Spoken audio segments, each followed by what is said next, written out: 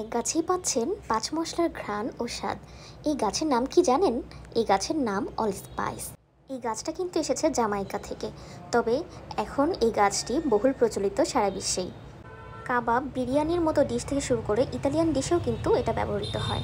যে ৫টি মশলার স্বাদ ও ঘ্রাণ পাচ্ছেন তার মধ্যে রয়েছে দারুচিনি, জয়ফল, জয়ত্রী, লবঙ্গ ও গোলমরিচ। এই ৫টি মশলার স্বাদ ও ঘ্রাণ আপনারা পেয়ে যাচ্ছেন এই অলস্পাইস গাছে। এছাড়া এই অলস্পাইস গাছের পাতা শুকিয়ে গুঁড়ো করে অলস্পাইস লিফ পাউডার তৈরি করা হয়, আর এটাও বিভিন্ন ডিশে ইউজ করা হয়।